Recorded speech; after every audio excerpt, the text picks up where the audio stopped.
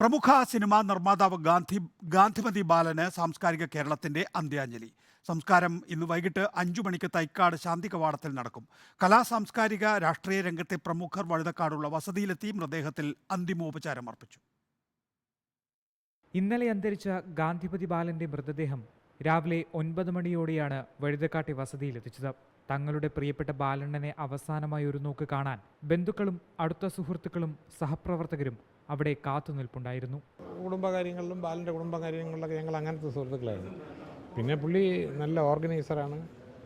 ഒരു പടത്തിൻ്റെ കാര്യം തന്നെ ഇപ്പം കിലുക്കം എന്നുള്ള സിനിമ അല്ലെങ്കിൽ സ്പടികം എന്നുള്ള പടമൊക്കെ അതിൻ്റെ പ്രൊഡക്ഷൻ എക്സിക്യൂട്ടീവ് പോലെ പ്രൊഡ്യൂസർ നിൽക്കുന്നതിനേക്കാളും അങ്ങേറ്റം ആത്മാർത്ഥമായിട്ട് നിന്നു. എന്ത് വർക്ക് എടുത്താലും ബാലനൊരു ഒരു ക്ലാസ് ഉണ്ട്. എന്നെ സംബന്ധിച്ചിടത്തോളം 3 പതിറ്റാണ്ടിലേറെ ആയിട്ടുള്ള ബന്ധമാണ് അത്. അദ്ദേഹത്തിൻ്റെ സവിശേഷത, അദ്ദേഹം കേവലം ഒരു നിർമ്മിതാവെന്ന ഒരു ചുരുക്കപ്പേരിൽ ഒതുങ്ങേണ്ട വ്യക്തിയല്ല, ഒരു ബഹുമുഖ പ്രതിഭ തന്നെയായി. അദ്ദേഹം സെലക്ട് ചെയ്ത സബ്ജക്റ്റും സിനിമയുമൊക്കെ ഇന്നും റെലവൻ്റ് ആയിട്ടുള്ളതാണ്.